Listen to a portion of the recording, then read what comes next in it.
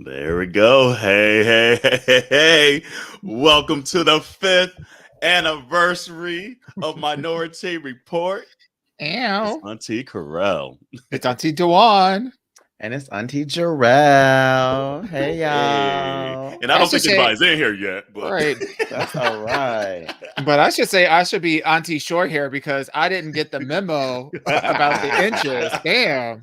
well, I thought you said you Girl. wanted you a 40-inch part down the middle. Wanted. But what she got right. was the He-Man wig.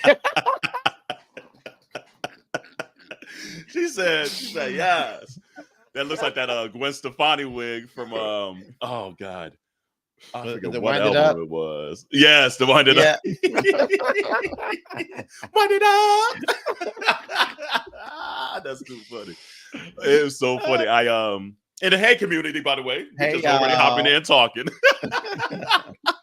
That's how we do. It's the 5th anniversary. We ain't changed. We have Period. not changed. But hopefully y'all are doing good. And thank you for rocking with us for 5 years. Because if it wasn't for y'all, we'd be like, you know what? Nobody listening. I guess it's time to hang it up. But y'all keep listening. And Every we week. appreciate that. Every week. Every week. And they be sending us DMs and look at, hey Travis, hey, they're looking gorgeous. Thank you, boo. Thank you, Baby. You know, that's a little something. You know. But it was funny when I went to go get this wig. So I was like, gotta get me a new for the for the 5th anniversary. I love it. And community, we got a couple little, surprises coming up in the episode. But I go in there and it's the Asian shops. And so then they start following you around and all this stuff. I'm like, oh Lord, here we go. And I get back there and I'm looking at the wigs and she's like, what do you need? And I was like, well, I'm just looking at the wig. She's like, you're getting a wig? I was like, yeah. She's like, no. I was like, yes, that's why the hell I'm back here. And she's like, no, you're not. I'm like, yes, I am. I might get multiple. Thank you very much. And then she's like, oh, what is it for? For a party? I was like, no. Just cause. Just cause. She was like so shook that I was back there getting a wig. And I was like, come on now. And I was like, gosh, like, I don't know how to feel about that. Like, am I like very hetero presenting? I don't know. And I was like, damn, I don't know how I feel like that. I need to gay it up. Girl, I was about to say, because that ain't it, because we know that's not the answer. Right. But in 2024, there are way too many just like men buying fucking wigs and accessories and other kind of like hair doodads and doodickies. Like, this should not be a surprise. Like, where's she? Is she right off the boat? Because this oh damn, not right off the boat though. I mean, I'm not damn. That was a wrong colloquialism, but yeah. But it was the right colloquialism because right at the same time. Lord. And I mean, it isn't like I went to the hood, the Philly hood, so I'm sure there might not be that many black men 6'2" going in there looking for wigs. I was going to say, maybe that's what it is. Maybe they're just not used to seeing a big black man come up. Because maybe the hood one that I went to out here, well, it's not even really hood. I mean, Seattle hood. They don't really got a hood out there. But the one out here in the black neighborhood that I went to, bitch, it was people from the community. Okay, I had two trans women that were like, okay, babe, we're gonna try this one on. They gave me a wig cap on. We had like a whole like moment in the mirrors, like, and they were like, okay, so which ones do you like? And I picked out like 10, and they literally was like, all right, do this and go like this, and walk like this, give it a little shimmy. It was actually a really cute, like kiki fun, I didn't get that experience. Yeah, like, I felt pressured to get the hell out the wig section. I was like, damn. I was like, I was about to spend some coin, and you in here following my ass. So never mind. Let me get this one, and let me get another one. I got like a little short that I'll save for a rainy day. And I was like, let me get the hell on out of here. I like that color though so much. Though. Right? Thank you, love. That color is so beautiful. It's like blue, purpley black. Yeah. Like right, blue black. Blue black. It's like, damn, you blue black. That's Nigerian black right there. Yes, darling. Yeah, that's a Nigerian princess over here. Let's see here. We got some comments coming in here. Thanks for everyone hopping in, by the way. Let's see here. Hey, happy 5th anniversary. Looking good, aunties. Thank you. You know what? Super can't be. He be in comments in YouTube, and Instagram. Look, we appreciate you so much, baby. Thank you 1,000%. so and I much. feel like his name, I feel like I always see it on IG and I forget. Is it Adam? I forget. Let us know your real name if you want your government name. If you want to share it out there, right? Because you on YouTube right now. You Super Kid. Right. Let's see here. Hey, Chino. Thank you, boo. Hey, boos. We love the wigs. And XOXO. Yeah. Wait, he said, and screw that Asian wig lady. I know. Like, I hadn't felt that feeling in a long time of just like confusion of like how I should be presenting or something. I was like, but the real tea was just like, damn, I need to gay it up. I was like, I want to present hetero. It's like, I don't look.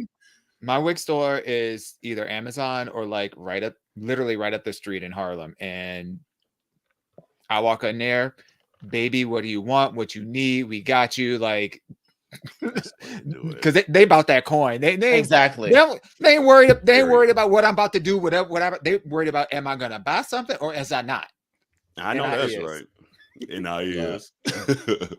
Hey, what's up, Terrence? It says, hey, aunties, I got my wig on too. Yes, absolutely. Okay. And you know what? Send us some pictures. Like, send us some pictures. We'll put it in our stories if you want it in the stories. Yes. And we'll post it out there because we want to see all the different wigs out there. That's the only thing I do kind of hate about the live recordings and stuff, maybe like a Zoom, where it's like we can't see all the plethora of the community and all the wigs and everything, you know? So let's see here. Oh, thanks, Chino. Happy anniversary. Thanks for creating a safe space for us. Oh, that's very sweet. And then let's see here. He said, child, my Asian wig store be too pricey. And they follow me, so I'll get my wigs on Amazon. I know that's right. Like, Amazon be where it's at, because you can get, if it ain't right, you just pack it up and send that shit right on back. This ain't no hair by Sheen. You know what? Or by Sheree. I will say this though. I hate buying things online and then having to return them. Like, I am mostly that person that if I buy something online, it don't fit. It's just going in the closet. It goes to the Goodwill. It immediately goes to the Goodwill. Like, nope. Because sometimes the hassle of like having to get like the return label on there and getting a new box or something else to put it back in there. Then they'd be like, oh, you could only go to this location to return your. It's like, girl, bye. No.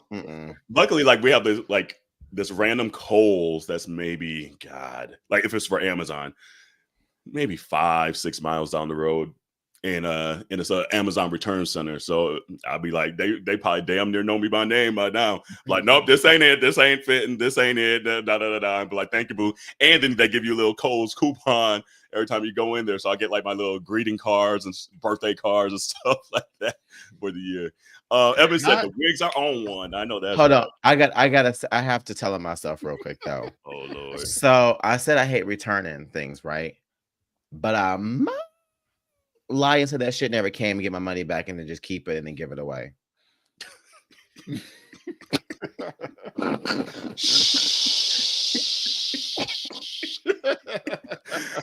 Not the only one though. You gotta work the system sometimes, baby. They gonna be all right. They gonna be all right. That one purchase ain't gonna break the company. They gonna be okay. Honey. I mean, sorry, got shit to say. No, I'm just like, don't you work for them? Huh? What'd you say? Like, don't your bills get paid by them? Baby, no, baby, sure. Baby, that's Amazon, and I work for AWS. Okay, baby.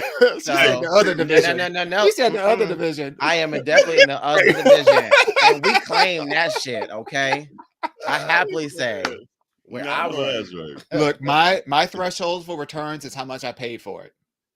So no, that's a word. If it's like, I mean, like $40-$50 for me, it's like my threshold. Like if it's $40-$50 or whatever, I may or may not get this money back. I might think twice about it. If it's way more than 50, that shit going back. Yeah. It's going back. I'm gonna have that walk into Kohl's too. But honey, if it's like $8, do they ask for that cold cash back too? I don't even. They don't get that. I don't even. I've never used cold cash. Baby, Let me they tell just you, glad back for in the people to walk day, through the door. but you're right. Because back in the day, look, my That family, we cold were about cash was that cold popping. cash. Honey. Okay. Yeah, I don't even know. Like outside of like literally, I'll get greeting cards every once in a while, maybe a pair of socks or something. But like, I don't know the last time I like bought something, like went shopping at Kohl's. It's been a minute. Last time actually, I know Travis was on here. He had a black pleated skirt that was fire, and he sent me the link to go get it at Kohl's, and they didn't have my size. So that was gonna be the other time. That was maybe a year ago or so. Evan said, "If I feel like we need a lip sync for your life from the three of you." I know that's right. We'll get to that. We'll talk about the lip sync. Lala I'm gonna lose. I'm gonna lose that one in a heartbeat. She don't be knowing the words. She don't be knowing the lyrics. She can't dance. Ain't got rhythm. She even got me. She really right. No, she'll be Hershey.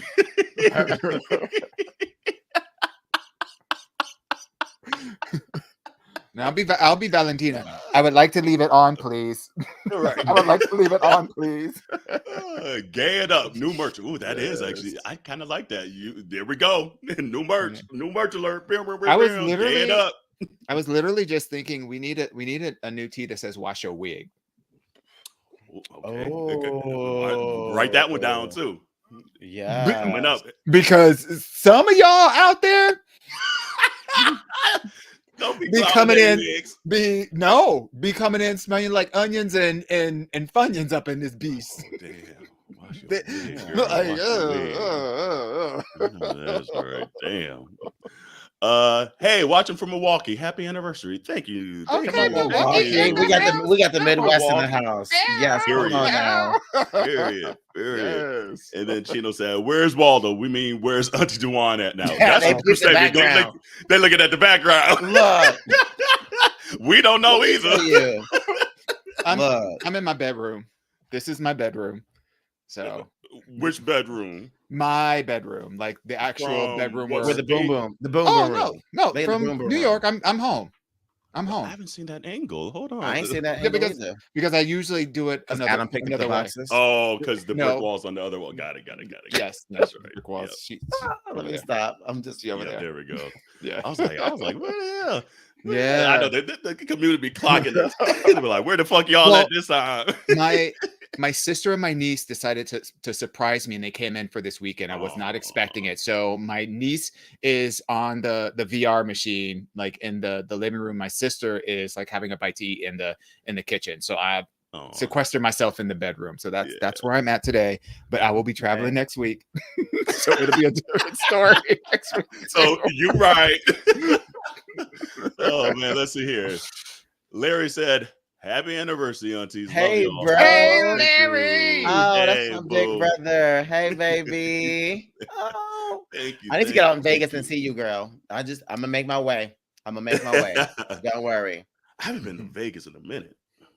Last time I was in Vegas with Jarrell. Oh yeah, for the Adele show. The Adele show. Yeah, that's right. Yeah. And got stupid drunk. Oh my god, we got so drunk. I forgot how we got home. We ordered Taco Bell in the Uber from the club, and it beat us home. I remember that, right?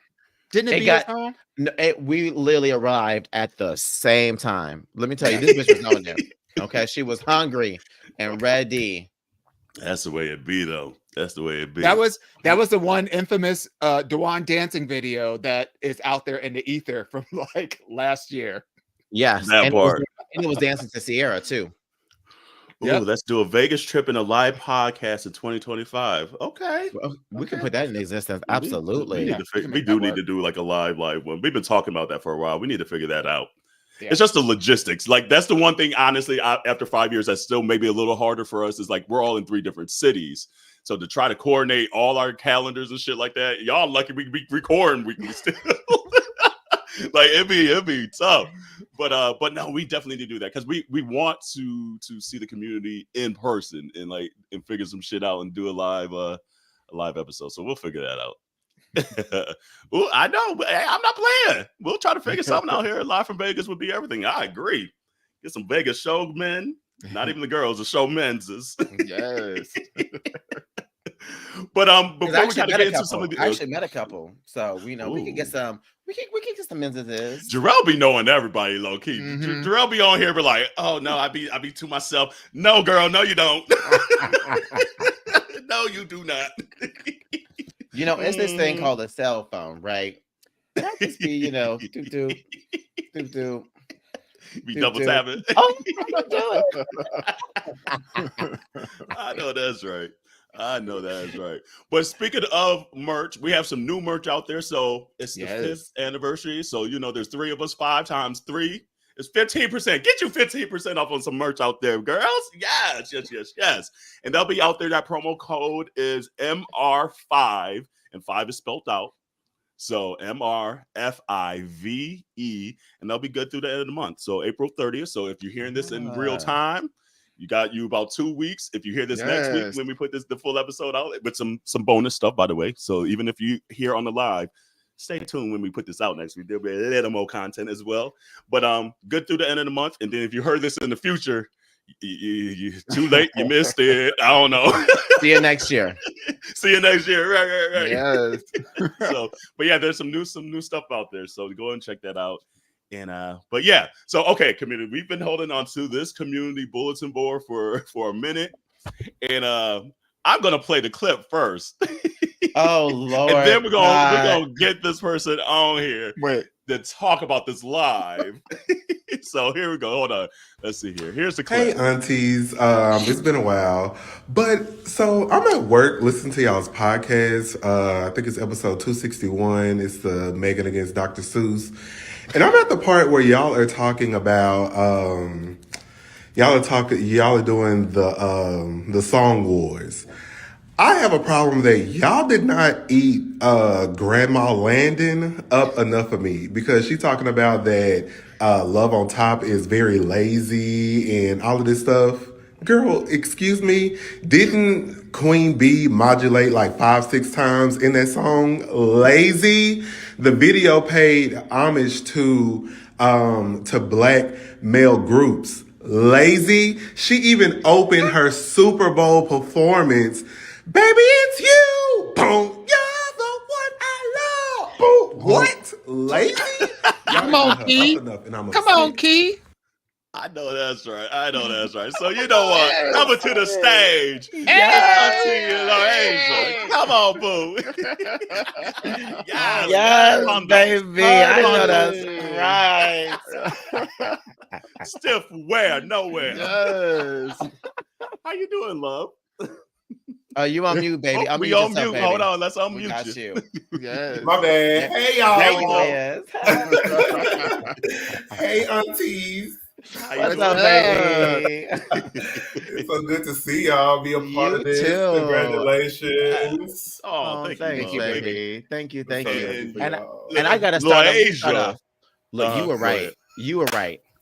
You were absolutely right. Yes. She was taking her face off. Okay, because anybody that's been to a Beyonce concert, no, that's the one part. Everybody and their mama in the whole stadium, right? And that's the one part that Beyonce like this for 5 minutes. We just keep modulating. She's like, I ain't modulate that many times. Look, exactly. And you got to tell y'all to stop. Okay. Exactly. That's exactly why it isn't lazy, because that's her point to take a breath. I'm not doing all of them modulations with y'all. Y'all can do them for me. That's how you know it isn't lazy. Also, I forgot to mention that, she also revealed Blue Ivy to that song on the VMAs. So Grandma Landon is going to have to put a bunch of respect on Love on Top. Like, come on. I agree. I was fighting for Love on Top. I was like, I'm about to text her right now. No. right. Okay, text her right now. But I just love, how y'all get on, y'all do your reviews, for Beyonce. So I know that y'all love Beyonce, but we may have to put a little like a red X or something, yes, on y'all's Beehive membership, because y'all can eat her up on Love on Top. Hold up. Make sure those y'alls are pointed at the right people. You mean her. That one that ain't on the cast right now. No, she said we should have gave Landon more smoke. You know, I feel like in the moment we tried to, but then we just had so many damn songs to get through. So we was like, okay, you know what? It's like you talking out the side your neck, but you know what? We're gonna have to let this one slide today because we got 20 more songs to get through. I know why I didn't. I know why I didn't say anything, because I'm that confrontational bitch. You know, sometimes I don't be listening when someone's talking at me. I'm thinking about what I'm gonna say back in return. So I didn't even really probably clock it. I was just ready to be like, so, and this is the other stuff. Okay. No, but that episode gave me so much anxiety. I was real like, I don't see how they're doing it, because I cannot choose. Did you agree with the ultimate winner? That explains the health bill that we got from you. Okay. right. That was one invoice. I was like, that is I don't remember what won. I can't remember what won. It was We Belong Together, I believe, right? Yeah. We Belong Together one. And it was that against Untitled D'Angelo. Yeah. Right. Okay. Yeah, that which one that out of those two is yours? One. Out of those two, I would probably have to say We Belong Together, because she she gets up there and does some things. So, you know, we got. Have y'all seen the clips starting to pour in from her Vegas show? Like her Vegas show just kicked off this past week, or I think yesterday. What? Yeah, because she's doing the emancipation. It's like the 20 years, maybe 20 years 25th of anniversary. or 20th year of emancipation of Mimi, and she's like singing, because you know we be talking about circles and all that all the damn time on this damn podcast, and she's singing a lot of the album cuts, and she sound, at least the clips I've seen so far, actually sounds okay. Like better than expected. Because when we saw her live, is she singing or live? You right for Dewan, it was everything. But for me, look, that's the smoke. Let me say this. I'm surprised, because that feature on the Ariana Grande song was not it. So when I heard that she was doing a residency, I was like, well, you know, the butterfly isn't afraid to just, you know, walk around her pumps from side to side and let everybody else sing. Yeah. She is not afraid of. This is y'all part. Trey, you still back there? Okay. You better seen this. It's giving very much, you know, everyone bring your showers to the stadium, okay? Because y'all gonna be the one singing. You ain't hearing shit from me. But a track. That part, because we haven't talked too much, and there's more coming very, very soon on this topic. But we might have seen her back in December for the Christmas show, and it was. I mean, it was just giving Mariah. It was very much giving Mariah. She was going like every 5 seconds. I live. Beautiful gowns, just beautiful gowns. Oh, beautiful wigs, beautiful gowns, beautiful sets, beautiful padding, beautiful padding. Yes. Beautiful gates, beautiful gates. and as a Lamley, I'm here for it. It did not disappoint. Really? Like, it was bringing the glam team out on stage for me multiple times, and having a glam song. Glam song. Okay? What? Yes, literally singing while they. I was like, what? Girl. And it was a nice little R&B cut too, though. I was like, okay, it kind of was a cut. I ain't gonna lie. It was. But it was a little unnecessary, to be honest. They loving the name, boo. How'd you come up with the name? Oh, okay. So LaRasia is a mix between Loretta Devine and Fantasia Barrino. So I put the two of them together. Okay. I feel like that Loretta Devine is your ultimate auntie, and your Fantasia is, you know, the cool auntie that you know want. Well, at least for me. That you smoke weed with. Yes. That part. It's the young auntie. I'm sure Fantasia auntie. Fantasia's an auntie that was from like the second marriage, not from the yes. No, see, Fantasia's the auntie that know you be in a club on Saturday, but will be in church with you on Sunday. Like, hey, auntie, how you doing today? Good. And he here when you falling asleep. Look, Blessed and highly favored. Fantasia is Leandria Johnson. Okay, that part. I'm surprised they still haven't done a song together. Like the two of them really need to. It'll be some. That'll be some hollering singing. Yes, it would. With no shoes. None. Okay. Yes. Did y'all see that clip recently of Loretta Devine in the backseat of that Uber? And the driver knows her. Yes, she was letting him. He was talking about how he doesn't like play, like Broadway plays. And she's like, "Baby, you need to get up on some Broadway." Yes. I did not. When was this? Yeah, I missed Maybe a it. This week is ago? recently. I missed Yeah. it. Damn. I'm still living. See that. I'm still living for the Michelle Williams, like commercials where she's just like, like self-deprecating, like people don't know me, people don't like all that. Like I'm still living for that. So yeah, that was a good one. I don't understand why she got backlash from that though. That was crazy. Did she really? Life. Yeah, a little bit. People was kind of talking about her a bit, but people always have something to say. And they've always got something to say about her. exactly, and that's one of the reasons why we love her and we stand for her, because you know what, for someone to be, like she said, the biggest girl group of all time, one of the biggest of all time, right? And to be so successful and to still have such an element of grace about her, right? And just be like, baby, I'm good. Like she said, the check's still clear. So right. She said, where I'm living versus where you live, and we are not the same. Not the same. Okay. Not the same. Okay. So come be unbothered. Say what you want. Enjoy the taste of those words coming out of your mouth or across your fingertips, but I will still be where I'm at, and you will still be where you at. Right. Yeah, it's pretty amazing how her and Kelly are both like, listen, I'm good. I don't need no more fame. I don't need no more work. I sang with the Love on Top lady. Okay. I sang with the Love on Top lady. I don't have to do anything else. It's true. It's pretty sickening. And honestly, they probably see firsthand probably how, what word do I want to use? Trapped Beyonce probably is day to day. Like at least Michelle and Kelly have a little more autonomy to kind of move about how they want to move about. Yeah. Beyonce can't do that shit. So they like, no, we good. We are well, good. Beyonce did say I could go to Arby's if I want to. Beyonce did say, I forget exactly where I saw this, but she said that she will sometimes throw on a hoodie and a baseball cap and go into a Target or something like that. So she like she finds a way to make it.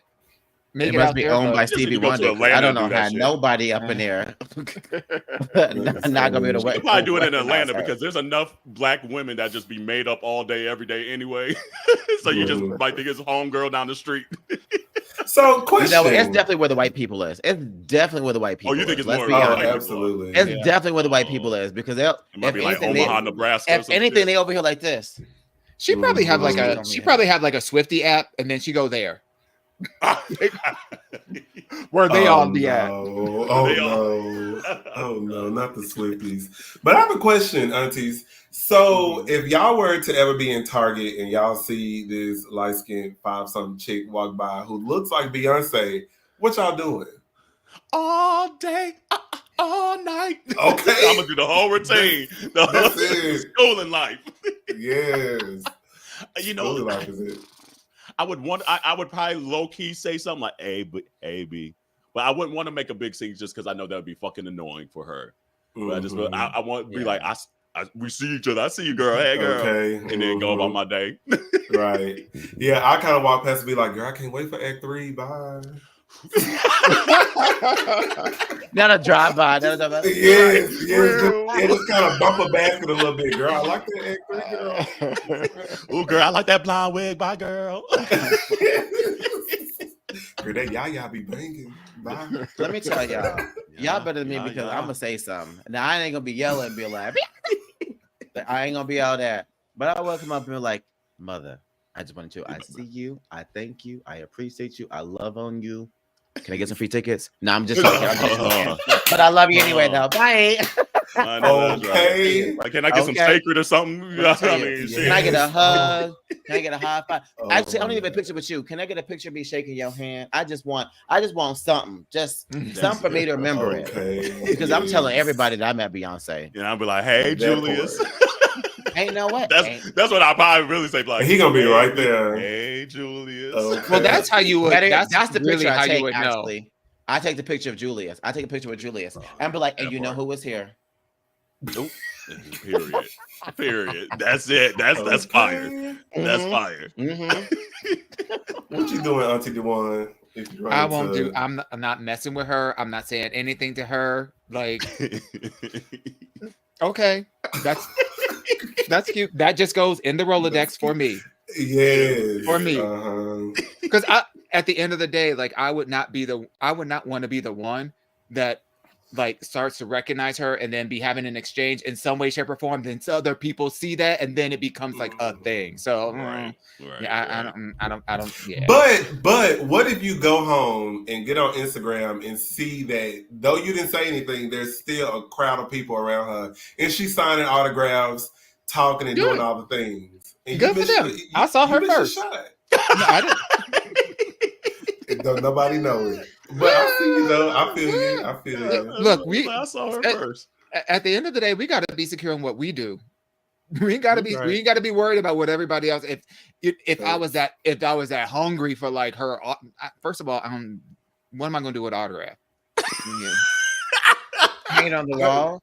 Right, okay. Right where bitches walk right in, be like, you. Right I want you to know. What am I going to do? Know the ground and the house and the home that you enter. It's been blessed by Mother herself. Okay, my mother did. Right? Okay, let me tell you. That's opportunities don't come knocking twice. So let me tell you, knocking. Well, you know what? While we're on the topic of Beyonce, though, there's actually this thing that's been going viral like the last day or so, and they were asking, what era Beyonce fan are you? And they've broken it into 3. And I think it needs to be at least 4 levels, but we'll get to that. They have Hag Hive, which they was trying to the front on all us old people that have been knowing Beyonce forever. But that's okay. Call me a hag if you want to. I done seen her for damn near 30 years. Thank you very much. And so it was Hag Hive, and they're saying that's from Destiny's Child to the album 4. Then it says the Modern Hive from the self-titled album to The Gift, and then New Hive is Renaissance to current. And so, what era are you? And I know the answer. I know at least for y'all too. What Larasia? What Hive era are you? Oh shit! What was the middle one? Millennial. Modern Hive from Modern Hive from self-titled to The Gift. That's so unfair because I didn't catch on to Beyonce Really Tough till Dangerously in Love. And then she went back. That's still in the Hag Hive though. Yeah, so I would say Hag Hive because then they came out with Destiny Fulfilled and then so forth so on. So yeah, I guess you could say I'm Hag Hive. And community, chime in the comments too what y'all do. And I see Dewan put out there, what would y'all do if y'all saw being Target? And then also what Hive era. But I feel there needs to be something before Hag Hive. Because it almost need to be like dinosaur era or something. I don't know. Because not dinosaur era. Like people don't people forget that like there weren't like internet blogs and shit to get like the Destiny's Child like scoop and everything like that. Especially like leading up to the first album, you had to read Right On magazine, Word Up magazine, and then maybe like the Teen Bops and shit like that. So like that's the era I'm from, where I had to go spend some coin for these damn magazines just to find out what the fuck they was doing. And so I feel like there needs to be like from the Destiny's Child album to maybe Dangerously in Love.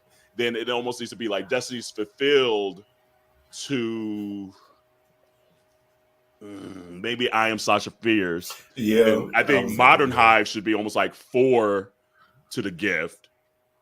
And I think then Modern New Hive is like Renaissance to whatever she does for here on out. I think Modern Hive maybe should start as self-titled, only because that's when the whole craze of her, dropping the, album without saying anything. So, she was kind of, starting to pick up other people from there. So I think self-titled. I said 4 just because that's when she dropped Matthew, her daddy. And so that's when 4 was like the first one she was like, you know what? I'm gonna start changing the shit. Bye, Dad. Yeah. Okay. But that's why, right? So that's why Modern, I believe, is at the beginning for of the self-titled. Because so Modern 4 still fits into Hag Hive. Yes, I mean let's be honest though. Okay, there are you in the hive. Okay, because what we But don't there's levels to this shit. what we don't do, no. 'Cause we don't do 50%. We don't do I only like this certain songs. I only like Beyonce when she look like this. I only like Beyonce when she sing like this. If you in the hive, you don't have any of those. I only like her when X, Y, Z. So the real people in the hive ain't fucking with this. This sound like someone who just got turned on to Beyonce by Cowboy Carter and then decided to go back to some of her old songs. Tried to play us all. You old hags. I just found her yesterday. Well, okay, call me an old hag then, ho. And you a late ass bitch. That's what you is. Ooh. Okay. Right, okay. But I feel like the Hag Hive is equivalent to like gold membership. It's like you've been here. So you know her through and through. It's like if you appreciate her in Destiny's Child, her first 2-3 albums, you are definitely gonna love, what she's doing now. It's like that's a fan when you just appreciate what the celebrity or what the artist is pushing out. If you don't know the lyrics to Signs or Speechless, you ain't really part of the hive. I'm just saying, if you don't know, right. And then you also have. If you only know No Part 2 from the first album. But then you also have to know the choreography. You gotta know the choreography. You need to know the choreography and you need to know the live versions. You need to know the live versions. If I start crawling backwards and I don't say nothing and I flip my head like this, you better know exactly what music video I'm talking Me, about. myself, and I, baby. Okay, bitch, come on now. The black spandex jumper. I still want and the bang. The bang. The bang. And you can't forget Auntie Jarrell, since you mentioned me, myself, and I, the 3 kids in your home. Okay. Damn. Don't do that. Don't do that. Leave her alone. Don't leave her alone. They finally forgot about that shit. You brought that shit back. But that is a fan. You gotta know those things. You gotta know. You gotta know your history. Sam said no conditional fans. I agree. Yeah. I agree. Let's see here. Jarrell. Hey, Jarrell. Jarrell said, what if I should have put my glasses back on. Hold on. So what if you've been there from the beginning, from the very first Destiny Child song, but you didn't join to have until just recently, the hive until just recently? So you've been known the song, but you just now joined recently? That's a choice. And that's a bad choice. That is a horrible choice. I love you, sis. And I can hear it right now. Being like, baby, let me. I can just hear it right now. Love that for you. But you don't miss out on 3 decades. Right. You probably gonna have to sit in the overflow. Ooh. Not the overflow. Yes. The overflow. You're gonna be in the cry room. You're gonna be in the cry room. Yes. My dog's like Shoot, now I got right into the wall in my head. Now I'm going down memory lane. And what was the song? Like I know you see me watching you, and I see you watching me. Because boy, you know what's calling. Because temptation is killing me. Hey, okay. That was my. I like the way she sings that. So she's like,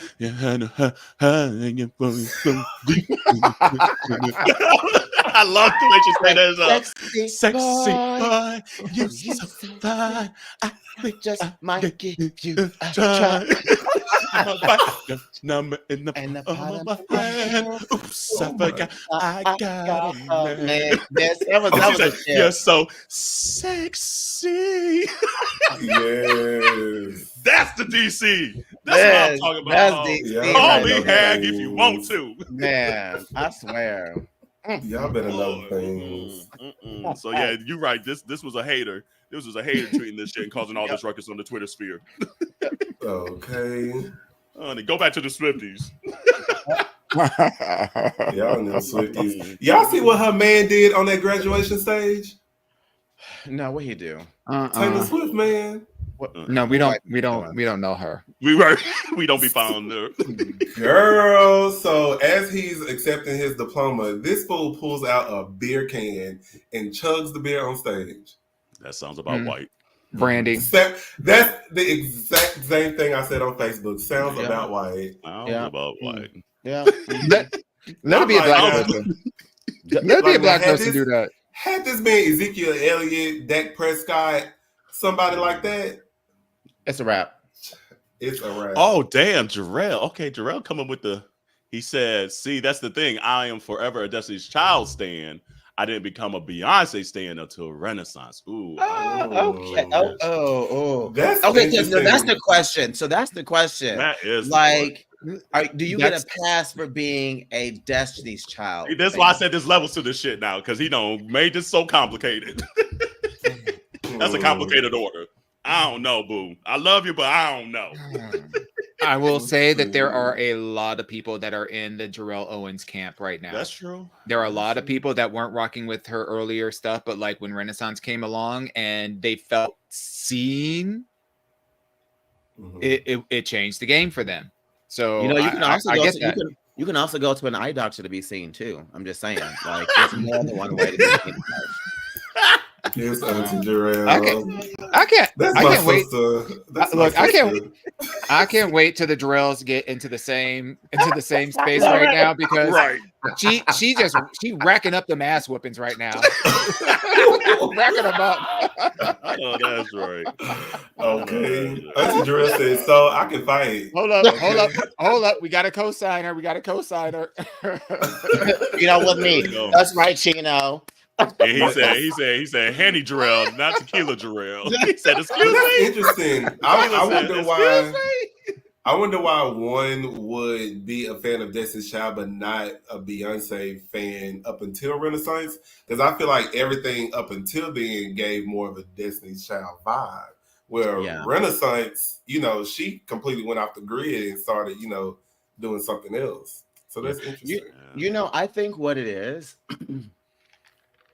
And I think this is something we see with a lot of girl groups, is like when the one person tries to leave the girl group and kind of go on their own, some people tend to take that as like, oh, so you think you better than other people, right? That's definitely what the word was.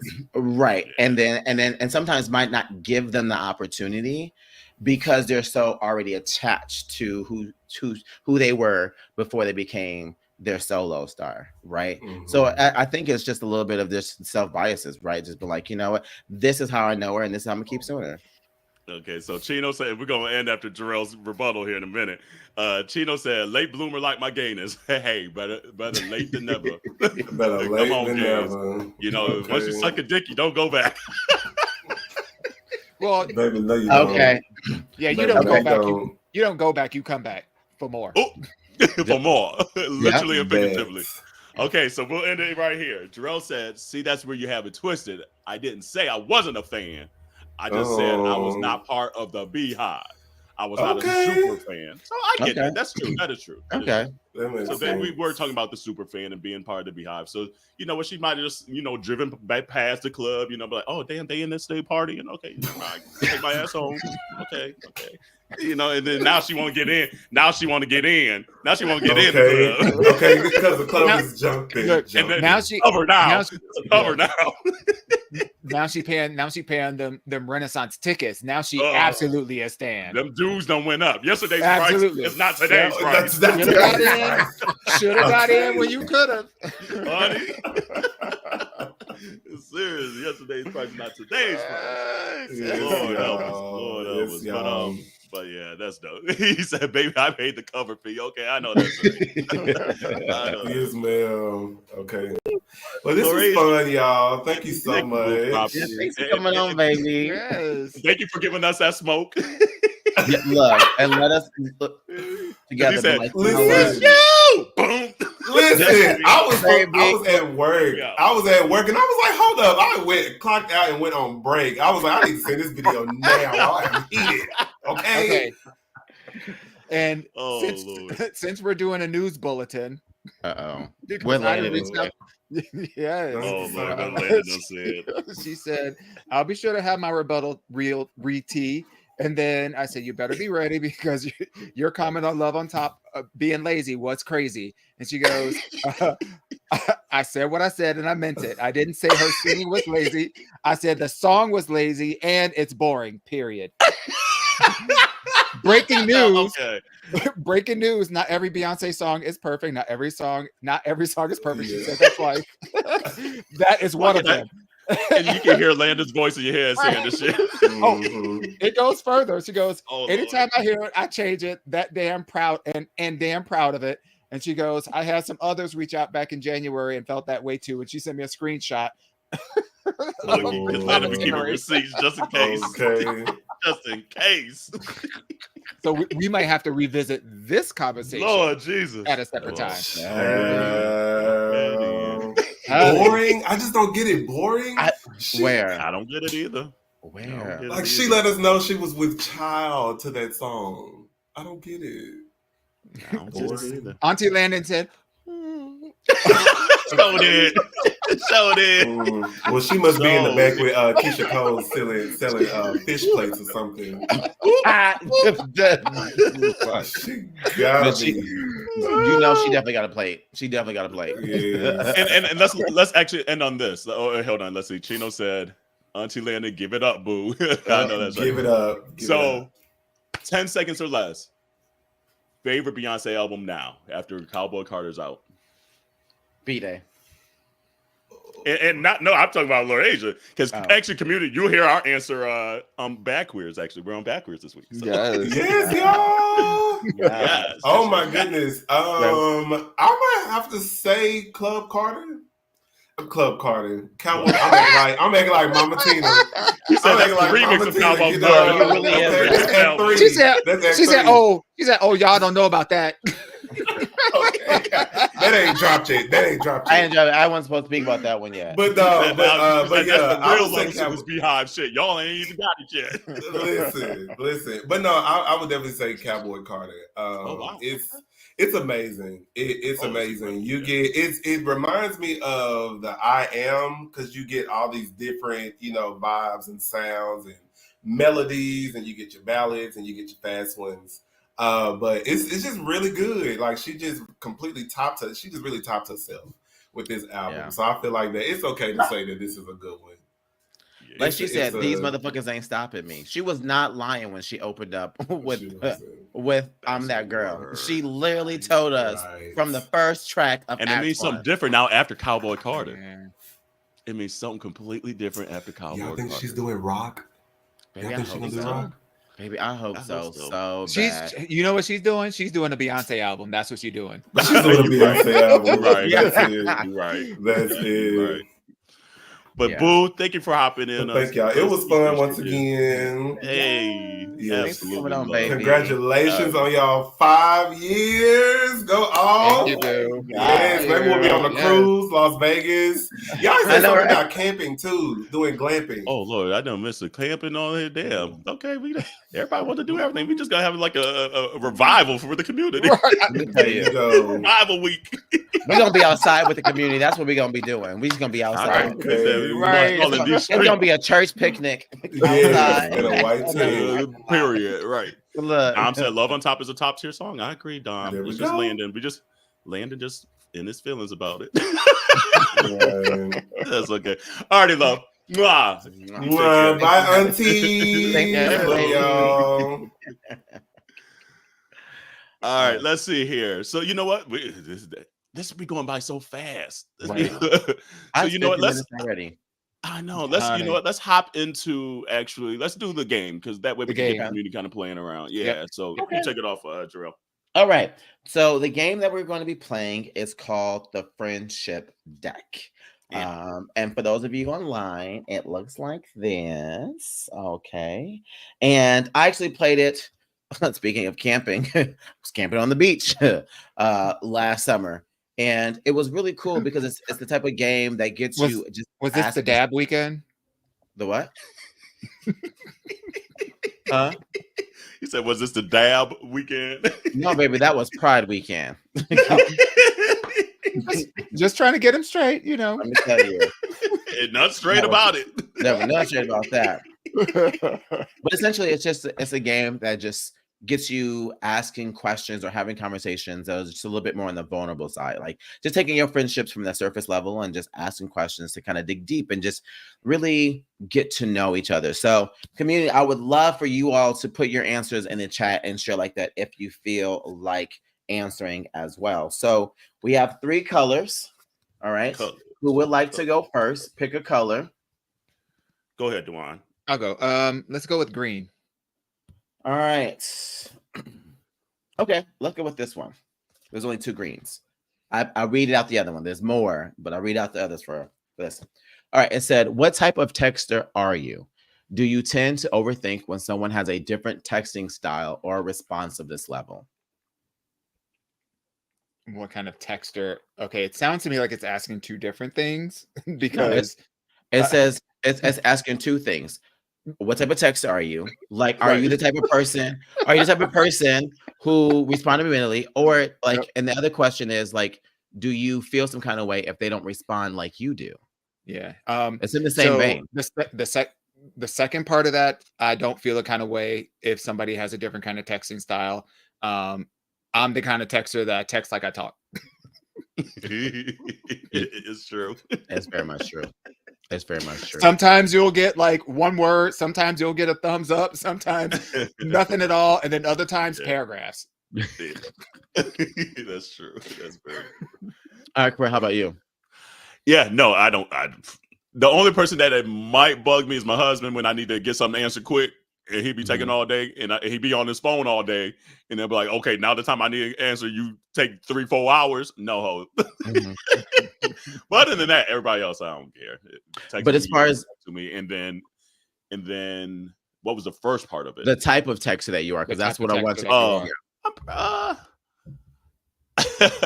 I for the most part for how I talk, but I'm like. And I hear my English teacher every time I type and text anything grammatical, like especially like commas and stuff. I'm pretty like diligent about that kind of stuff, which it doesn't matter in the grand scheme of things. But if I try to text and not put in the like the periods in there, something in my soul, but like no, and I always go back and put it in. So that's the weird part about me, like with texting. But style, like I don't know, it's whatever's on my mind in the moment, and I'm usually maybe not a 1-word replier. Yeah, I'm probably not like a. But you're more. Okay. You're more like concise in your communications. Yeah. You're much more concise in your communications. Like it's rare to ever have like paragraphs of information or like repeating bubbles coming after each other, unless they're like laugh out loud. I'm laughing out loud. I'm like like that kind of stuff. Like I try to get everything I need to get out in at least that first text. And then, like you said, like if it gets too long, I'm like, okay, how can I shorten this up right quick? So I guess I'm kind of diligent in my texting. Actually, now I think about it. And you're also a text to call, because you will text, and then if it gets a little like, then you'll just pick up the phone like, hey, boo, we need to be going back and forth. Right? It's like I ain't got and anymore. That's probably even the calling has probably gotten less and less over time. But yeah, no, it's like if there's too much back and forth, let's nip this shit in the bud and keep it moving. Well, I know somebody in the community gonna have my back when I say this, because I must be toxic as fuck, bitch, because I leave my read receipts on so a motherfucker know that I read the motherfucking text. Okay? Oh God, that I got to you, and I respond when I got to you. Or if I read you and I left you unread, that means I ain't got nothing to say. Yeah, and I'm also that person. I'm also that person, but like, you got 24 hours to respond. Bitch, I know you took a shit. You can text me while you're taking a shit. I feel it don't take nothing but 30 seconds to send a thumbs up. Oh, I'm not talking about the length of response. An acknowledgement of some sort. You got 24 hours to respond. Wait, but did you just say you be living bitching on red? But at least, but that's the response, because you get that the response back to you that they didn't respond in 24 hours. They got a response saying that I read it. At least to the bitches who are scared who be like, I ain't gonna leave my shit on red. You don't know. At least you know that I read yours. You don't have to assume. You don't got to think a bitch is dead or any of the rest of that shit. So my read receipts are off. I could be like on the moon, literally, and you would never know. Never know. Never know. I remember when the iPhone introduced that read receipt component, and like I had 3 people say something like, "Oh, I saw you read my comment like a couple of hours ago." I was like, I'm not playing this game. Nope. Not playing this game. I will respond when I have a response. Period. Yeah, I'm with you on that, Dawn. But I wonder, but to Jarrell's point, I'm curious who else in the chat is like that. Who else is on Team Jarrell like that? Sam said, "I'd rather call you than text her." Yeah, no, I get that. Okay, yeah, I love phone calls. Len said, "Love y'all." Len, put in the comments like, what kind of style are you, boo? What kind of style texter are you? And then, are you Team Dewan Carell? Or are you Team Jarrell? Are you Team on your style? And then what you like in the reply style? Apparently, I'm toxic, so come on over here, cause it must have been. Wait, it was the tone. Did it say toxic or did you say toxic? I said apparently I'm toxic. Yeah. Okay, because of the fact that I care and I let bitch know that my read receipts are on, and I don't want people thinking, oh, is Jarrell okay? Did something happen to him? Like, why didn't he respond to me? Is he dead in a ditch somewhere? Is this bitch mad at me? Oh God. Okay, now maybe that's my inside thoughts, because that's also how Jarrell, you must be our group chat must be driving you crazy 24/7. Right. That part. You know why? You know why? Because the bitch is muted. The bitch is muted. So that means it drove her crazy at one time, and she muted us. Right. Honey, I'm telling you that mute is a life fucking saver. Gosh. I mute every single goddamn conversation. Yeah. I'm not trying to see every time somebody want to respond. No, ma'am. No. I will see it when I see it. That's how I am my family one, because it's like all like my aunts and cousins, and love them dearly. But literally, I would like look at my phone and it'd be like 100 missed. I'm like, how? And I'm like, oh, it's in the muted group. So I gotta go back there. And my one aunt purposely like says stuff to me just to see if I catch it. Hear it, because she knows they on mute. Oh, so okay. Let's see what Carell say. I'm like, y'all think I ain't seen this shit. But I will say that I'm like, I mean, y'all know, and I talk about it on the podcast, like when I'm working, and unless I have like a break or whatever to get into, because like once you get into the phone, that could be 48 minutes gone, just gone. Yeah. So like, if I don't respond right away, it's usually because I'm just not seeing the text. And literally, like, I'll wait until the end of the day when I've got a block of time I can sit my happy black ass down, watch them My 600-Pound Life, and just I catch up. I catch up on them conversations. Yeah. I do too. I like to mute them and come back to them like it's like my soaps. I come back in here, I sit down, I'm like, oh, my stories. This is my stories. Okay, look, I've been scrolling. It'll be a week later. I'll be like, oh, bitch, what happened? I'll be liking it. Right. And knowing damn well that everybody in that group chat who haven't muted it is getting the notification of me liking a message from a week ago. So all I'm doing is just Jarrell got attention problems when they come to text. He's like, see me, please.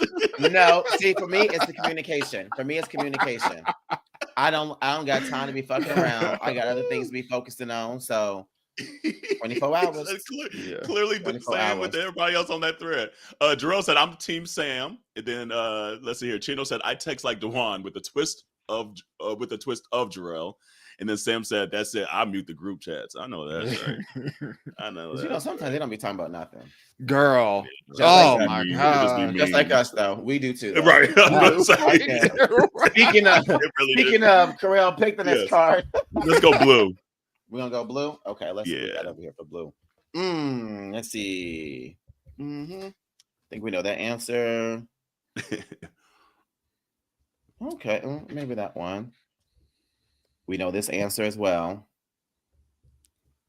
Damn, I'm that predictable. Well, baby, we're here to celebrate 5. We're here to celebrate 5 years, baby. Tell me this question you already talked about. We know. Right. Between the podcast that we record every goddamn week and the conversations we have every goddamn day, we know. We know. Right. Okay, how about this one? Okay. Share something you think about a lot, but don't talk about much. Let's save that one because actually we asked that one, and it's an evergreen episode. Oh, really? Okay. Okay. I remember that one. I don't see my community, you'll hear that one again one day. Okay. Yes. Actually, I just see my little dot. On that. Okay. All right. Then. All right. How about this one? what's something that takes people a while to learn about you, but you really like about yourself? That I really like about myself. Interesting. Wow. That's a think. great question. That takes people a while to learn that I really like about myself. Whoa. I don't know if That's there right. it's the throwing me off is the a while to learn part. Because you got to go deeper than like the surface stuff that like everybody gets. It's like the Yeah. stuff that like the select few, the people that become your Judies. Wow, I don't know. I'm trying to think of one too. But mine is maybe surface. Mine is probably like what everybody already kind of knows. Like stuff that, like, I mean, there's a lot of stuff that probably bothers other people doesn't bother me, or I could compartmentalize it and be like, it is what it is. Get the shit done, and it, and so I remember just like podcasts in the past. You're like, why are you spending so much time on people on like Facebook about politics and stuff? It's like, because if I don't do it, no one else is gonna do it. And like I feel like that's almost like a gift of me. And I kind of enjoy that part of me because it's just like, just because it bothers someone else doesn't necessarily mean it has to bother me. And I used to kind of feel ways about it, but now I'm like, okay, it is what it is. Like it ain't taking no skin out the game for you either, So I don't know. Maybe just the consideration. Sometimes I just have a stuff. But I think that's pretty surface level too. That comes across quickly. So I'm gonna think about that one. What is another answer? You got one, Dewan? I would say, and most of you know that I'm a pretty judgmental person on the surface, but for the people that really know me, like you can't do hardly.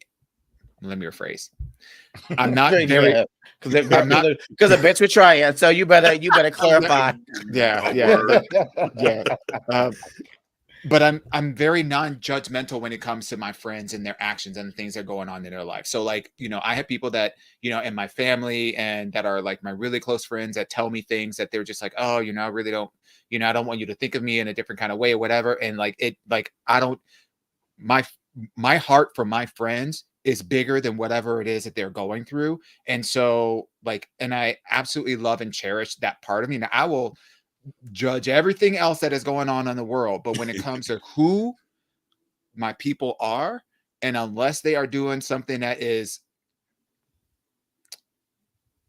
disrespectful to the loyalty and to the friendship that I am offering and that I'm providing them and I'm demonstrating for them, they really can't do that much wrong in my eyes. I think for me, I think it's these moments like this, like questions and conversations that are deep, that just kind of like get you thinking and trying to just learn more about someone beyond the surface level. I actually really enjoy these moments. And I think because, like even we joked right now in the chat, like Jarrell has said, Auntie Henny has a wide range of emotions, right? And I was like, well, in these times, I'm back at 3. But I mean, but the truth is I'm very understanding, especially when I get to understand why someone thinks the way they does or the way they do, right? Once I can understand why someone moves the way they do, I find myself being less, I care less. I care less. I'm like, okay, cool. Say less. Because for me, it's a black and white thing. I find myself being Auntie Henny whenever we got to deal with the fucking gray. I don't do shit with the gray. But the moment we can have these conversations and I can understand and be like, okay, here's this, here's that, then I'm like, okay, cool. We good. And any type of beef that I had with someone or any type of anger or any type of emotion that I had before that can easily be squashed the moment that conversation happens. Because I don't hold on to shit. What would you? I know my answer. I'm not I am not an angry person. Like I was thinking this actually recently. I was like, I'm a very emotional person, like happy, laughy, like deep feelingly. But anger is not one that I have often at all. And in a weird way, I'm like, that's kind of weird. Like there's if I get angry, it's usually when people aren't being kind. And it's very weird. And I was thinking that the other day, I was like, there's very few things that just really piss me off. Or maybe it's like a lot of things are just not that deep to me. And I know it ain't got to do shit with me. It's you dealing with your shit and you trying to project that shit on me. And I comprehend that very well. So it takes a lot for me to get angry. It's just an emotion that I just really don't have that often. Yeah. So I would say that, and I like that about myself because I've seen anger just destroy people.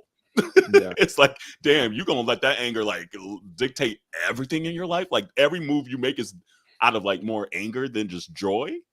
That's something that I just don't really have. So that's actually something that I genuinely am glad that I have because like it's been like that literally from birth. And like it used to drive like my parents crazy. They're like, there's just stuff that like most people get upset with, and you just like, okay, it is what it is. And I think a lot of people for a while thought it was like aloofness, maybe sometimes and things like that. It's just like, no, why do I have? And then that's maybe when I get angry when they want me to be angry. That might be the time I get angry because it's like, why do I need to invest this much time on anger? It does nothing for me. It does nothing for me. So yeah, that's actually probably my answer. Would you both characterize yourself as a forgiving person? Yeah, I am. No. I'm an understanding person. I'm not a forgiving person at all. I'm not a forgiving person. No. Because and I'll say that, like, you know, for those that know me, and we have good relationships, I will give the shirt off my back. I will, like, whatever you need, I got you. Like, but don't abuse the gift. And don't disrespect the gift because you got one chance. Yeah. And it's a wrap. It's a wrap forever. Yeah. There ain't no coming back. I didn't talk to my own sister for 4 years. And she's sitting in the house right now. She's the only one.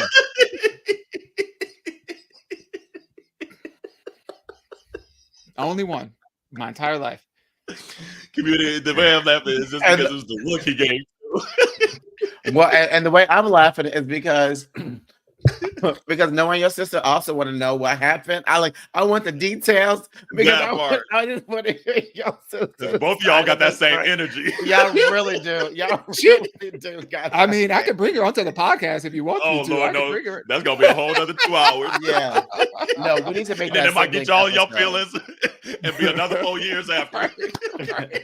Oh no, we are the best of friends, like the absolute best of friends. You know, that was just growing up, immaturity, but yeah, we definitely need to do that sibling episode.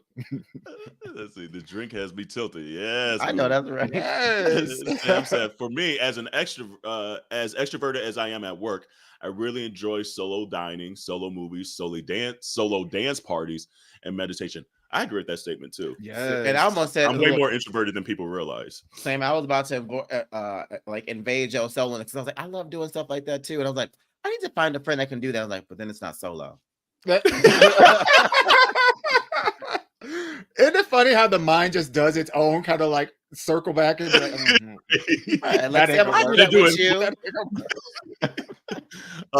Jarrell Tequila said, more forgiving than I should be. Yeah, I mean, I think yes, honey. We've all kind of been in that situation. Hey, Super Kid, for me, it's my autism. It makes me understand the different perspectives of people I know and get to understand them as well. Hey, I love that. Yeah, 1000%. Absolutely. And actually, thank you for sharing like that part of you, because you know sometimes you know that's not something that people automatically know, and you know, absolutely, definitely feeling the gift that you've given us with sharing that information. So thank you. Definitely. Yeah. All right, another question. Okay. The next question says, who do you imagine has or will have the best sex life here? Henny. What? Yeah. Because you be talking about the toys, you be talking about. But I don't be nowhere you be at though. Oh, me? Yeah. No. Okay, you be in red light rooms on cruises, and you be at all sorts of clients and all sorts of stuff. But that's like the exception. When you hear shit like this, I don't never be in those places. back in the day, you know,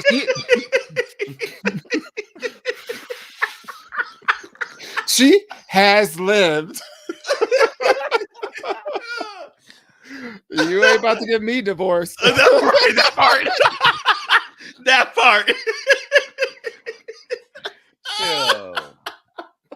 No, like that's the exception to the rule, though. Honestly.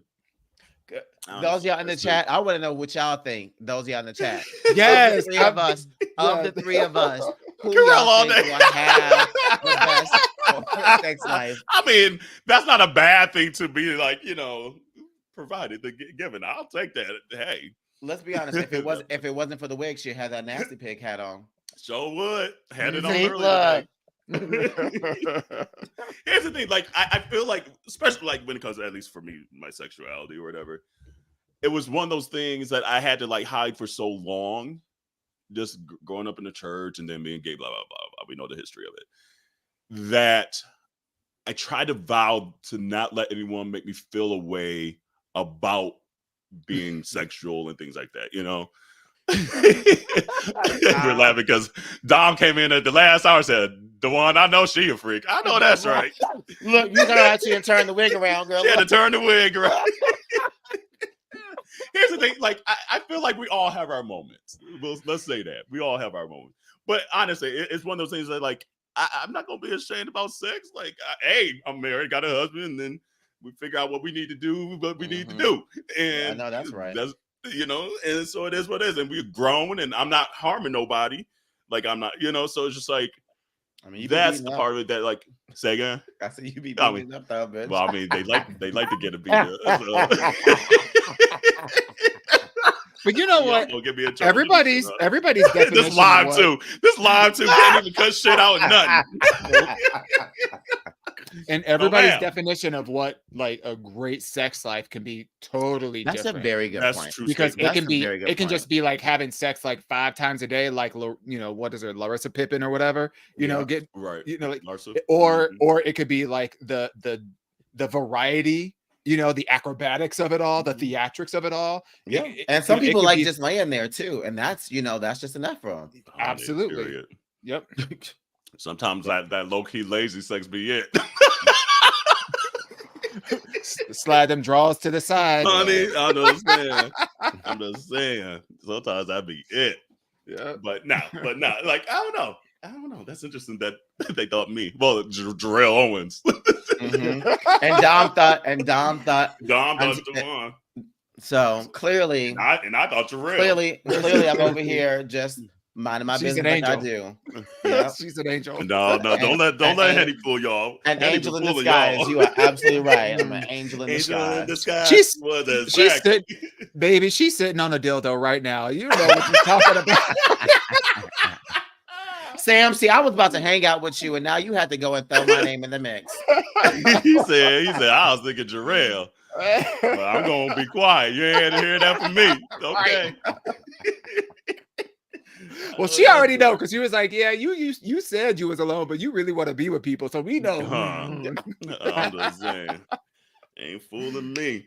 Not a bad badge to have. You're right though. Not a bad badge to have.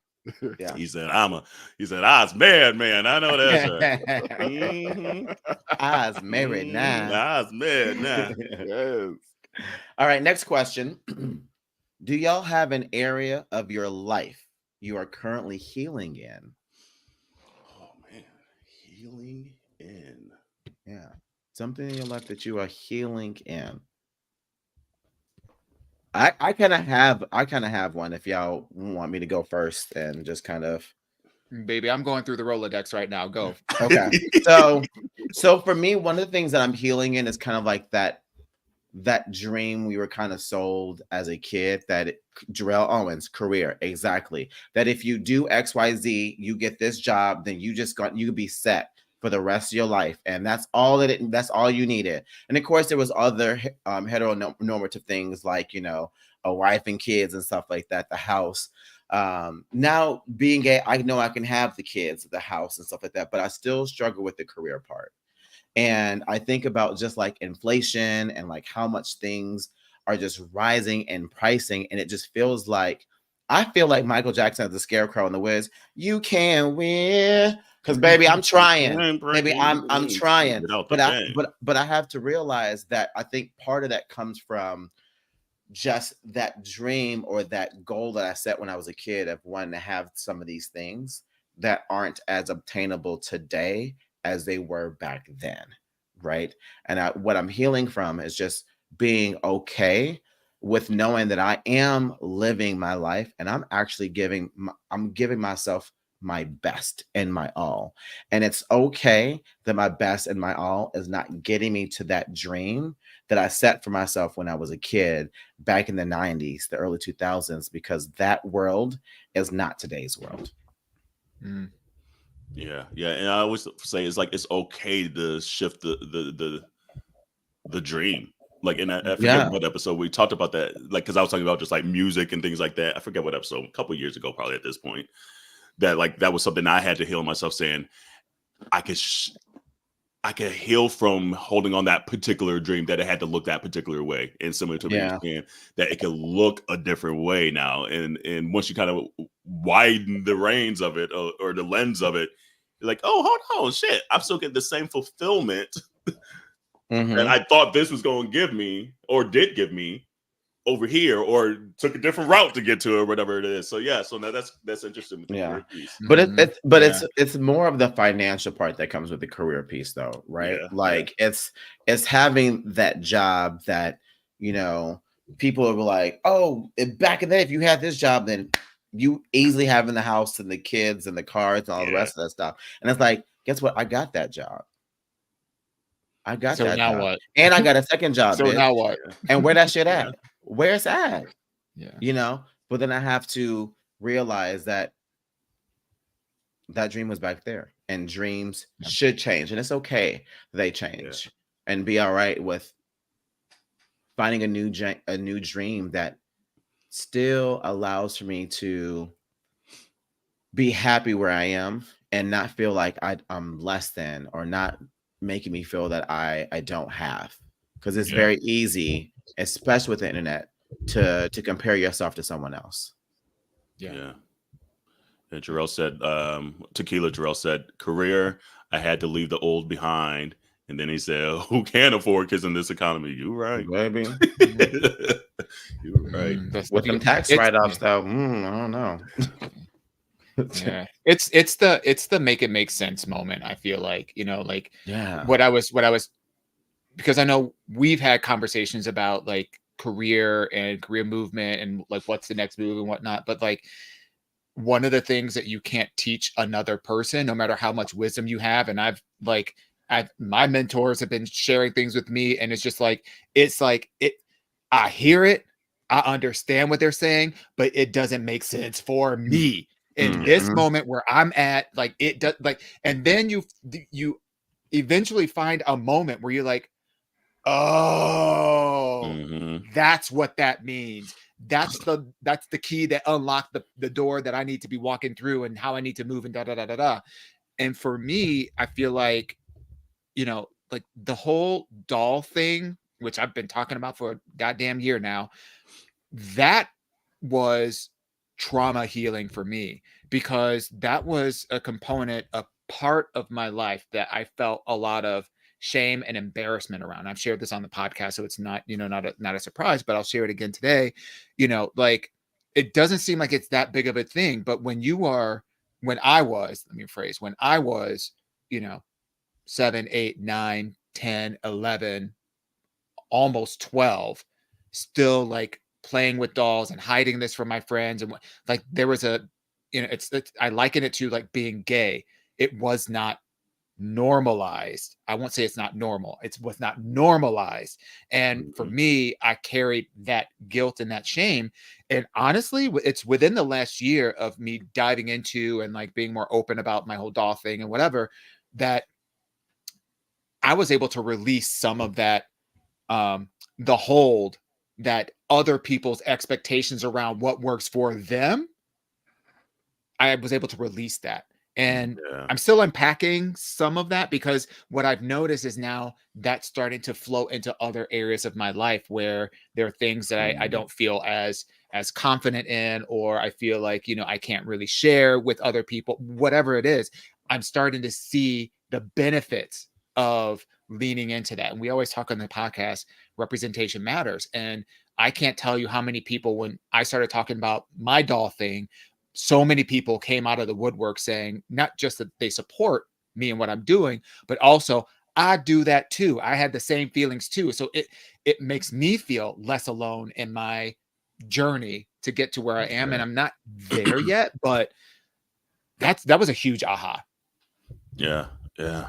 Yeah. What am I healing? Like, I feel like it's kind of cliche. People are like, okay, you reach a certain age and you almost have like this midlife crisis kind of thing. And I get where it comes from. It's not like a crisis by any means for me, but I think it's just like you realize, okay, what do I really, really want to do with my time and my energy, my money, my relationships? Mm-hmm. Because in 20 years, I'm gonna be like damn 60 and be like, well, let me sit my ass down somewhere. But so it's just like right now I'm thinking, what do I really want to do the next, call it 2 decades? And what does that look like? What does that sound like? Et cetera, et cetera. Where do I want to travel? Whatever. So it's not really maybe healing, but it's just like having that moment is just like, damn, you realize how quick time does really go. Right. and it's just like, okay, being even more diligent with my time, being more intentional with my time and things like that, while still like enjoying the spontaneity of life. And so that's, I think, the piece right now I'm just trying to figure out what that looks like. Because again, it's like, even like with career, I kind of had my healing season when I got laid off of Bayer, that like I realized, okay, I don't want to play the game the way I was playing it before. Yep. Because that shit is for the birds, and that shit still got me laid off. So, so I'm gonna play the game the way I want to play it, and realign of what is important to me, whether that be monetary, whether that be flexibility in schedule, whether that be whatever X, Y, Z. And so that's the stuff over the last few years that I've really been able to kind of start to hone in. And so now it's like almost like the one you said, what's next? Okay, you kind of figure that shit out. Then it's like, okay, now what? Now That's the what key. now? So because that's with the space I'm kind of in now in a lot of aspects of my life. It's just like, okay, now what does that next thing look like, and what do I want it to look like? Right. Because what people don't realize, you make such a poignant point, and actually you and Drill are saying a lot of the similar things. Like, I'm a little longer in the tooth than the both of y'all. But one of the things that I've learned and experienced is the more that you see that you are not limited to what you're doing right now, exactly, then you start to see there is a whole open road. There's like a gazillion roads out there of any different paths that you can take, and the opportunity that's out there is great. But it's like, then it puts in more pressure on you to say, do I stay doing what I'm doing now? And just play this game a little bit different, or do I do this and something else, or I do this or something else? And that's the noodle scratcher. Yeah, the noodle scratcher. I like that. That's here. Sam said, fear that I have to be successful, similar to Jarrell. Yeah, like it's like we're all taught that you gotta be successful, you gotta be the CEO, you gotta be the president. Sometimes it's like, bitch, I don't know if I want that now. And that's okay. That's the part we were never taught, is that's okay to change your mind and to change course or whatever. And once you kind of get that freedom, though, you're like, hold on, this is nice. You realize that like you can dictate your life. It's bizarre. Honestly, I think one of the big unlocks for me was that life does not have to be a this or that kind of thing. It can be an and. When I have conversations with people about like, they're like, tell me about, what you do. And if I'm being interviewed for something, or I'm meeting somebody new or whatever, and I'm in a conversation, I'll say, and I co-host on a podcast, and, and then I'll drop something about my lovable stuff. And they start like, wait a minute, where are you getting all this time? And it's like, bitch, I have the same amount of time as you, but my priorities is different. My goals is different. And so you put time and energy into things that are the most important to you. And so I love this notion of, I don't have to choose this or that. I can choose this and that. Like I can dip my toes into, Lake Minnetonka if I want to, and figure out how it feels before I fully plunge in, So there are people that are out there that are getting into, all kinds of things. They're getting into real estate, they're getting into investing, they're getting into generating generational wealth, they're getting into, self-care, they're getting into meditation, they're getting into, like getting out to nature, like. And you can do all those things and more. You don't have to be, it's not like you just have to choose this one thing. And you can just choose one thing for right now. And if in 2 months, 2 years, 20 years, you feel like, okay, this isn't serving me, you can switch that shit up. That's the beauty. Or you got what you needed to get out of it. That's another thing. It's like knowing when you got what you needed to get out of it. Yes, man. And sometimes that's hard to identify. Like you think it was going to be one thing at the beginning, then you get there, you're like, oh no, that's what I need to actually learn. Now I can take this skill and apply it to this next thing, and et cetera, et cetera. So anyway, we can talk about that shit all day. I like that. Let's see here. Okay, we're hour 25 in, so let's do this because hold on. Let's shout out Sam's though, real quick. Did you say his already? Yeah, we already got that one up there. The fair that I've been successful. Yep. All right. Let's talk about this because I know a lot of community watches Drag Race, and we have them live here. So A, did you watch the Lollapalooza this past week? Yes. And then B, we want to hear from y'all because this episode will come out the week that we finally find the winner of season, what is it, 16? 16. So start chiming in the comments here, but DeJuan, Jarrell, what y'all think about the Lollapalooza? I have to say that I want to give a shout out to Megami because I honestly was very impressed. I was very impressed. Honestly, wait, no, this. Right. Yeah, this. Because bitch, the way that puppet came out and was doing the raps took me out. Okay. And it was such a subtle, easy thing to do. And I will say this though, like I felt like Megami should have won, but here's the thing: I have to separate that from the reality, which is when you add the lip sync up to as a whole, Morphine laid a motherfucking pussy out. It was the gun at the end. I think that pushed her over the edge. That BBL was all over the flow. Okay. Did you see what his face is doing like this while she was shaking? Like.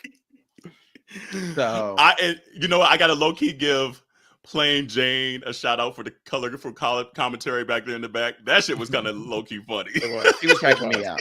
She was cracking me out. And that outfit she had on was kind of fire, low key. I didn't like that outfit at all. The oogly eyes.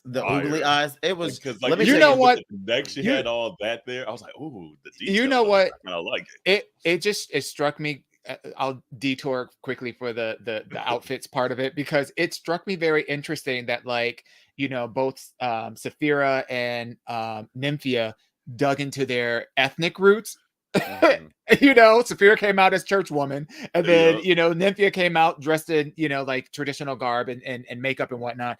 And here come Plain Jane dressed up as eyeballs, looking at what everybody else is doing. because that's her drag aesthetic, though. Her drag aesthetic is looking at what everyone else is doing, nosy, and taking a little bit of this and little bits and pieces of everyone else. Bury this. So maybe you are right. Maybe you're onto something. Maybe that was very on brand for her after all. It was. Sam said, Team Saphira, she's been the heart of the season. Hashtag anyone but Plain. I know that's right. And anyone. And then Smithy. What's up, Smithy? Where the hell you been at, boo? You've been mighty quiet, boo. Megami ate it up. Hi, girls. Happy birthday. Yeah. I'm so glad. I'm so getting back to the Megami conversation, and then we can talk about some of the other girls. This was for me probably the best. Number one was the best episode for me of the season. It was the best episode of the season, in part because so many girls had an opportunity to redeem and show what they could do. And I love that for them. So they didn't have to wait for All Stars. They didn't have to wait for 2 years later. They got it right away. So and they took advantage of the opportunity, except for one. But they took it. Who's the one? Say their name. I forget what her name is, but the girl that went home first. Hershey. Yeah. So it's still chocolate. I did not like the outfit, did not like the makeup, and girl, what that wig, girl, wig. I cannot. with that. Like you ain't got no mother, no sister, no cousin to tell you that ain't it. It like, was that shit was that was mistakenly hard. There are wigs that are hard on purpose, but that shit, no. Wow. But I'm glad that like she season 1 wigs. honey. Exactly. It really was. But I have to say, I was becoming a fan of Morphine in the last 3 episodes, and certainly the last 2 episodes, and certainly this last episode, I became a fan of hers. The way that she interprets her, it's not just dancing ability, because I feel like Monet Exchange does this very well too. The way that she interprets the song and embodies the song and brings other elements of comedy and sass, like she is that. She's not portraying that bitch. Like when she was doing I love how they were battling with each other and she was doing the windmill, but she was like, I can do this too, but I can do this in my sleep. Like that kind of level of creativity and responsiveness and reactivity to what's going on in the moment was it was truly, truly, truly next level for me. And I agree. I 100% agree with the both of you on Megami. Like, I hate the fact that Megami was underrated, and I even underestimated her. But the way that she showed up and shot at times too, she did. But I'm just saying, like cumulatively, like nobody was looking at her as a threat. And by the second bitch that she done knocked out, they said, wait a minute. Yes. Yeah. Like I feel like Megami got her invite to All Stars now from this one episode. I would agree. She was gonna be a forgotten. She was gonna be a forgotten queen. Yes. And this just redeemed that. Maybe in about 2, 3, 4 seasons we'll see her in an All Stars. Yeah, because she was given very much cosplay. Like throughout the season, she kept talking about cosplay. But now we got to see her like as a queen. Hold on, Sam said I haven't watched the episode yet. She ironed the pride flag this time. Sam. You're right, that crunchy ass pride flag. I'm like, come on now. The only thing with Megami though was like her costume didn't fit like well. It was odd. Like a little crunchy because it had like nude illusion, but it also had like a shimmer, like a metallic shimmer through it, which made it look ripply, but not intentionally. Like it was a little off. But no, I was glad she ate them bitches up. I was glad to just see Maya's face look. She was like, hold on, I just lost. And it's like, yeah, girl, you did. You did. And let me tell you something about Maya. Like, I know she's the queen of flips, but you gotta be more than that. Because as she was up there, like in that trifecta of messiness that was going on, that last one, and she's like in the back, standing up on her hands, like upside down and like twerking her legs and what. I'm just like, how many times are we gonna see this? Yeah, like you. And honestly, she probably could have lost that round, but Rue wanted to set her up potentially against like maybe a Morphine versus Maya moment, which they should. I get it, and no we're not gonna want Plasma for the rest of them rounds. but no tea. Plasma should have won that. She ate that round for sure. Plasma should have won. Just like, I think they were just like, okay, how? Like, I think that was the best Plasma was going to be able to do. That part. They knew what to be able to do the rest of the rounds. And flailing your body around. I'm sorry, ain't it? I didn't say she should have won. I said she ate. She did good. I like what how she performed. She probably should have won that round, but she probably should have won. Yeah, but it is what it is. But like, I feel like it was Maya. I didn't care for her wig though. She should have used this one. There you go. When she took the one wig off. Oh, right. Did you see Smithy comment? Oh Lord, oh no. Poor Hershey. She won't have a drag. I know she won't have a drag career. It's a chop. Also, not He-Man talking about wigs. I'm dead. That's the Nene wig.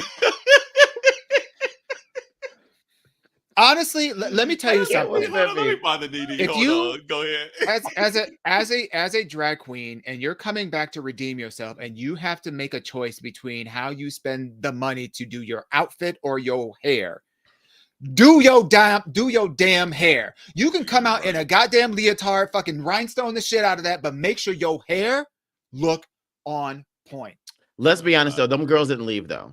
Here's the thing: we know the girls didn't leave. They were still there because at the last episode of the 3, they announced it, so there was no time, and that's why Hershey's wig looked the way it did, and it looked very much like her first. She had packed it, and she had to unpack it.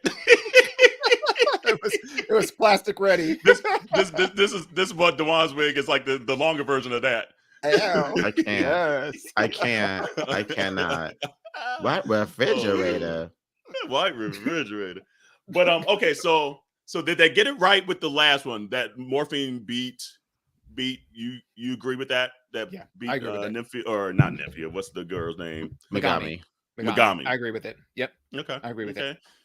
I would have been happy. Honestly, I would have been happy either way, to be honest with you. I would have been happy either way. But to me, if I think about overall performance, Megami had some really cute, like, comedic moments. But in terms of a full performance, she was doing a lot of walking, back and forth, and a lot of back and forth. Whereas Morphine was performing the entire time. Yes. Morphine's makeup is incredible, by the way. Oh, Morphine's make like incredible. Like, especially remember they all had that moment where she like hit the light. And they're like, oh my God, look at her face in this light. I thought the same thing. The second they were saying, I was like, her fucking makeup skills are phenomenal. And it goes back to what I was saying earlier. In my opinion, her drag persona really isn't like a drag persona. It's her. It's her. That is her, because you look at her when she's like out of drag. Yeah. She's serving face. Yeah. Serving face. Yeah. She said, you get a BBL. You get a BBL. I know that's right. So, okay, community, who's winning it? So we saw one person say Team Saphira. Smithy, if you're still watching it, boo, who's winning, boo? Who's winning? Jarrell, if you're out there still, who's winning?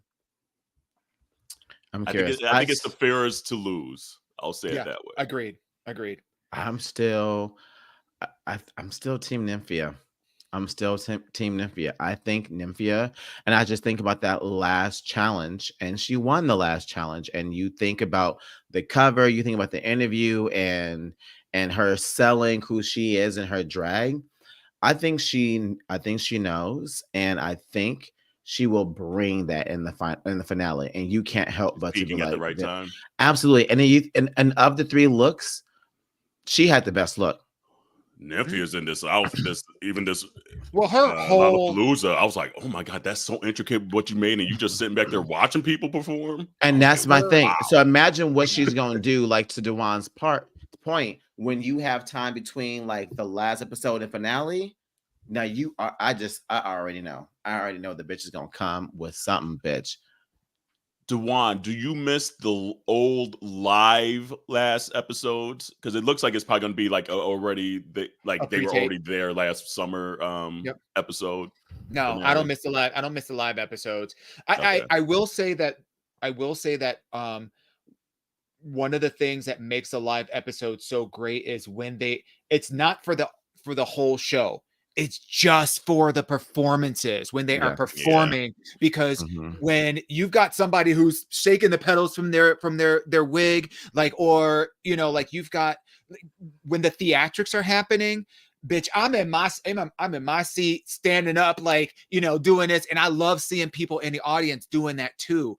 And you don't get that when it's like pre-taped and it's not a live audience. So like that, I'm kind of like, oh, so that means this is going to be a not low rent, but it's going to be like a low key rusical, basically, to pump some more of, you know, RuPaul's music under some chunky choreography. And then they're going to crown somebody, like, and then they will have their own kind of like moments of performance. There's really, you don't get the crowd involved. So that's the only thing that I miss. But honestly, like, for the sake of not having spoilers out there like they did last time, I would say, it's a smart move. I just wish they would have kept 4. I don't like it when they do 3. Okay. I like the 4, and I want those 4 to lip sync against each other and then pick them out of there. You know, I hope they're at least utilize this bigger stage for the finale to at least make it feel a little larger than the regular stage. I hope they don't use the large stage for good. I feel like it's too large for the intimacy of like at least what I enjoy about Drag Race stage. But for like these last moments, if they're going to do a pre-tape from like last year, at least maybe that's the shakeup to make it feel a little larger than it normally does when it's just like the main stage. Let's see here. So folks are saying, let's see here. Jarrell said, "Everyone black." I hear you, boo. And then she also said she was given the win. She didn't earn it. Oop.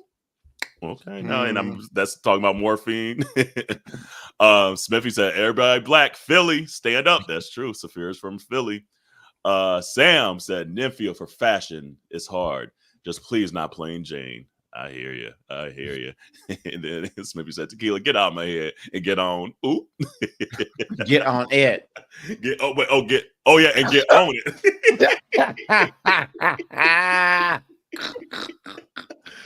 I know that's right. So yeah, so I mean, I will be happy for Saphira or Nymphia. Honestly, I agree. I don't want Plain. I don't think Plain's going to win. I think Nymphia's peaking at the right time. Saphira has been peaking for the last few weeks as well. So we'll see. But correction. Or Hershey. Correction in the comments. Oh, that was about Nymphia in the last chat. Oh, you thought she given was the win, she didn't earn it. Oh wow! Wait, who should have won it? Then? Saphira. If you're thinking about the books and the covers and because even the judges said that they didn't learn as much about her in her book, but what they appreciated and what endeared them was the interview that she did, where she was like emerging. Her interview, Nymphia ate the shit out the cover though. That cover was way better than that. The cover, because the content of the book was not. Right. And Saphira had all positive critiques about all aspects of her. Here's what I like about title, Saphira. Her content and her. Saphira's playing the game. Saphira's playing the game how I would have played the game. Like about time someone's literally listening and just taking everything that they're literally giving you and regurgitating it back to them. Yep. So Slewfoot would have done the same thing. Like everything, she's playing everything. She's like, "Bitch, I'm here just to listen and regurgitate, and I'm gonna win." So that's why I'm like, ooh. But then I don't know. I think Nymphia edged it out for me just because we finally saw a different side of Nymphia. Mm-hmm. You know, I would actually like to see. I would like to see an Asian performer win the U.S. version of RuPaul's Drag Race, because it's not to say that we haven't seen that before. I mean, we've had Raja, and I don't want to misidentify somebody else, but I know Raja is of Asian descent. But you know, like from the moment meaning Nymphia, from the moment that she stepped on the set, she was a superstar. Yeah. Oh God, yeah. Maybe says Slew better work. Slewfoot takes me the fuck out. I know. And she is Slewfoot as fuck. But like you almost go like because she's like, "Girl, my hips, I gotta hit this place." It's like, come on now. Y'all making fun of my damn medical situation. Oh Lord. And here, let's see here. Jarrell said, and that would have been her 5th win, and Nymph would have been going into the finale with only 2 wins. Yeah. No, you're right. And Sam, you all are blessed. I love the podcast. First time here for live. Hey, welcome, boo. I'm glad you made it for live. We'll need to listen to more. You got a bigger fan for the next 5. Aw, we appreciate that. Thanks, Sam. Thank you. That's sweet. That's sweet. And then let's see here. Tequila. So by giving her the win, it makes the race closer. Yeah. Yep. I mean, I feel like it wasn't like out of left field for her to win. Like it was close. It wasn't that. It was just like she didn't do shit, and they just gave it to her. It wasn't like Q won. Well, yeah. Q reminds me of Jan. Oh wait! Jan from like maybe 2 seasons ago, 3 seasons ago. I was gonna say just wants it too bad, like it feels very calculated and manufactured. Like it's hard to get to that next layer for Q, and that's why she went home. But all right. Anyway, I know we're getting a little long here. We know. We just like being on live with y'all. It's 5 years. A little dynamic, right? Absolutely. Yeah. We haven't done we haven't do a 2 hour episode in since year 2. Been a minute. It's been a minute. I know we had to cut that shit down.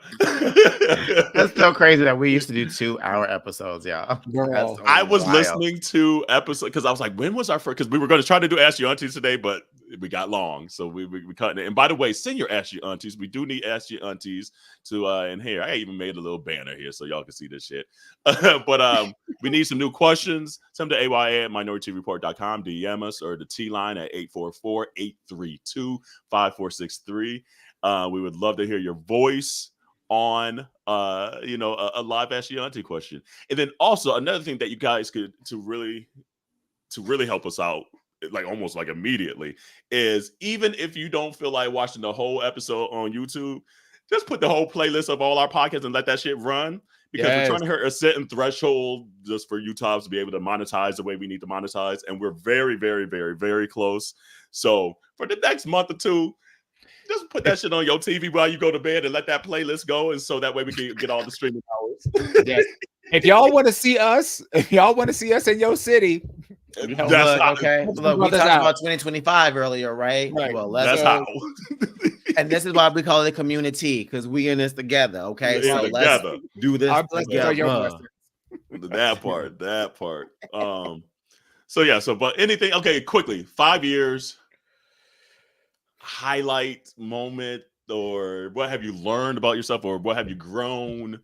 I don't there's so much that I can't whittle it down like in a second, but what I will say is that I just so appreciate the fact that the community has showed up for us, and that we have a responsibility of leveraging this platform, but we were really intentional about even at the very beginning of what this podcast was going to be about. And it was about community involvement, and it was about being real and having real ass conversations, showing all aspects of ourselves. And I feel like over the last 5 years, we've been able to uncover quite a bit of ourselves and provide you all as community an opportunity to share in that experience.